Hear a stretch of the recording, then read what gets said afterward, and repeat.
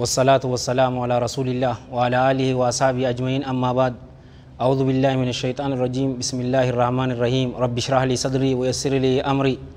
واحلل عقدة من لساني يفقهوا قولي وأحييكم بتحية الإسلام الخالدة رمزاء آمان وعنوان السلام السلام عليكم ورحمة الله وبركاته وبلينك يا إسلاما أكمتنا فجرتا فيانا أفدني شوف كيسنو بك جرتني تربين الدنيا في آخرتي إسن حامل كيسو يا دا مراد كيسن إسني فاغوتو لكوستا كن شوفاتو ربين نفافيسو ورهيد أجرس ربين هدران وهاباسو الدنيا تنكيستي قبرما إلمنا ماجرا نجان وهاباسو آخرتي أمو إبد جهنم جلا ربين بلسن وهاباسو جتشاتي غرسا بريدا غبابدو تكا صدركا عاشوراتي وجلالاتي قلبي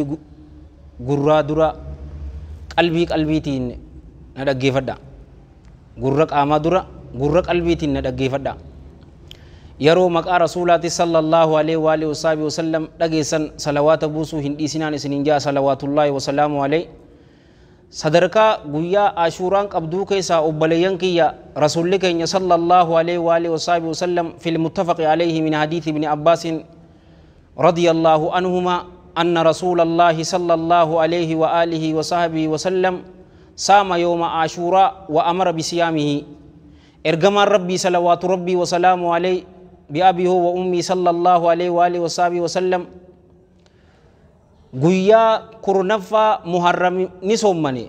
يو ربي إن شاء الله تعالى قويا سبتي تججو وأمر أملي أججي بصيامه صومن أدتسني أججني sadarkaan isaa guyyaa boru hadiisa ammaan tana lammadaa haasofnu kanaatuutu nu ibsa obboleeyyan kiyya guddina isaa rasuulli keenya sallallahu alaihi wa alihi wa sallama kamaa fil hadiisi alladhi rawaahu al-imaamu muslim fi sahihi rahimahullahu akrama min hadiisi abi qataadata al-ansaari radiyallahu anhu قال سئل رسول الله صلى الله عليه وآله وسلم عن صوم يوم عاشوراء فقال صلى الله عليه وآله وسلم يكفر السنة الماضية إرجما ربي صلوات ربي وسلام عليه نقافة مني كرنن محرميت صومنو تراهي قافة من نمني قويا كرنفا محرم يو ربي جي قويا سبتي جيجو نمني صومني من دان إني ربي براك أبو مالي جاني تتي قافتنين إرجما ربي صلى الله عليه وآله وسلم يكفر نهك السنة الماضية دلي جنة دبرتيتي حق آجان الردراس وبلينك يو يادتن فيديو تنجالوانك يا كإسلام أما بوستني قرآن بودا يسنيفي واي عرفا وجهها سوني تري عرفا سنكيستيس دليتي قودا جمهور علماء كذي تنتيس أكسي نمني قويا سبتي يو ربي جيسوم مني دلي جنة دبرتيتي ربي سبحانه وتعالى إسرّا حق أجتو دلين سنيزي دليلة تقول أمله دليلة غرقدو ميت غرو ربي رحمة سات الندن دهاتي دليلة قوتينيا في قدو شفاتو ربي نفعرارم حديث براكة ستيس رسول الله صلى الله عليه وآله وسلم ولا حديث رواه الإمام مسلم في صحيح رحمة الله عليه رحمة واسعة من حديث ابن عباس رضي الله عنهما قال رسول الله صلى الله عليه وآله وسلم لئن بقيت إلى قابل لأصومن التاسع جان لئن بقيت يوهفي إلى قابل هما جنة أصغر قلت هما أمت الأفوت يجو لأصومن ننصومنا التاسع قويا سغليسيتوتيس ننصومنا جان صلوات الله وسلامه عليه يو أمتك تقو حديثك أنا كيسا سيني أبليين كيا قويا sagalaffaati fi guyyaa kurnaffaa sommanuun jaalatamaadha jechuu guyyaan sagalaffaa boru jechuu insha Allahu ta'ala jum'ata guyyaan kurnaffaa sabtiidha hadiithuma ammaan tana haasoyne kanatti obboleeyyan kiyya sahaabonni alayhim min Allahi ridwaan yaa ergamaa Allaha maalii fi kurnan dhulhijja kurnan baatii muharramtana maaliif sommantanii guyyaan kun guyyaa yahudaa fi nasaaraan kabajanii jannaanini yoo rabbiin jalla jalaalu rabbii amata dhufuun insha Allah na eege guyyaa sagalaffaatis nin sommanaa je'eeti garuu rabbiin keenya jalla jalaalu rabbii rasuula isaa sallallahu alaihi wa alihi wasallam hanga amata dhufuu akka eegu hin feene bi abihu wa ummi sallallahu alaihi wa alihi wasallama amata kaan hin eene ni du'anii jechu ulamaa'iin teenya garuu guyyaa sagalaffaatis sommanuun jaalatamaadhaa je'an yoo ammaan tana riyaadu saalihiin كتاب إمام النووي بريس يو لالتر رحمة الله عليه رحمة واسعة باب درجة قويا عرفا أمالي قويا كورنفا باتي محرم الراتاتي في قويا سغلفا تاتي سومنو جالتا مادا جئتي في دجيجو بلينكي تنافي علماء تنياس رحمة الله عليهم رحمة واسعة إسان كيسا إمام الشافعي إمام أحمد إمام إسحاق بن راهوي في علماء براتو ربي رحمة ساني فاقول رحمة واسعة قويا سغلفا سومنو جالتا مادا جان yoo amman tana xiqqooni dheereessinaa jenneetiti achi deemne obboleeyyan kiyya yoo amman tana ilaaltan guyyaan boru guyyaa jum'ataati akka shari'aa islaamatti guyyaa jum'ataa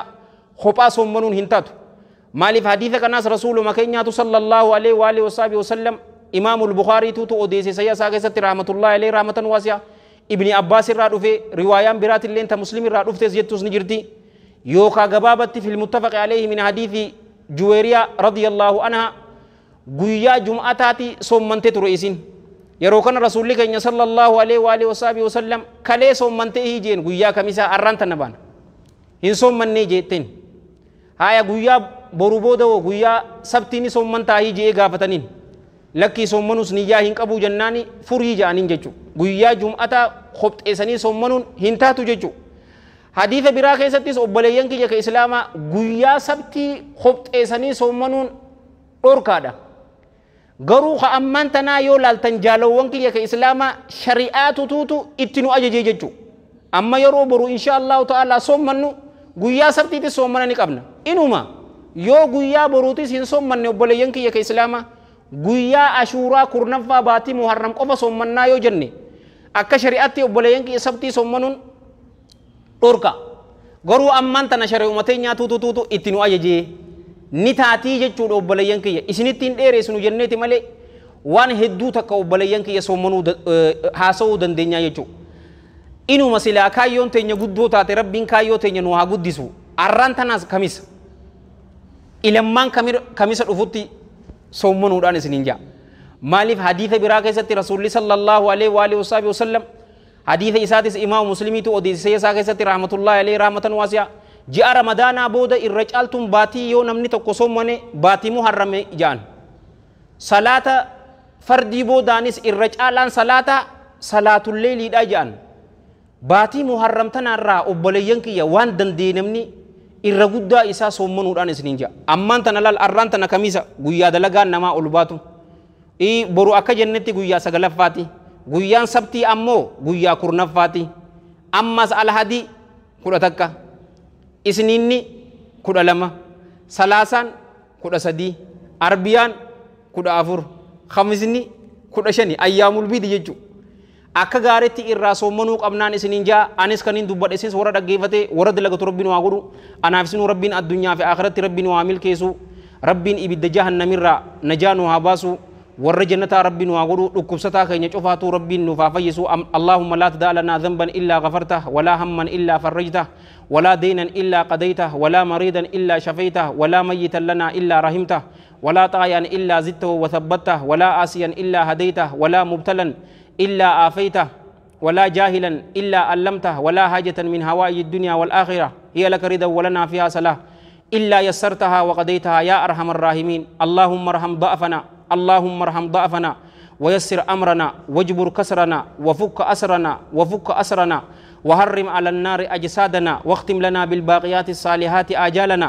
ربي أجز الطبيب فداونا ودؤوفت هيلتنا فقونا إلهنا وسيدنا وخالقنا أحسن ختامنا ربنا آتنا في الدنيا حسنة وفي الآخرة حسنة وقنا عذاب النار ربنا لا تزغ قلوبنا بعد إذ هديتنا وهب لنا من لدنك رحمة إنك أنت الوهاب اللهم صل وسلم وبارك على سيدنا محمد وعلى جميع المرسلين وآخر دعوانا الحمد لله رب العالمين والسلام عليكم ورحمة الله وبركاته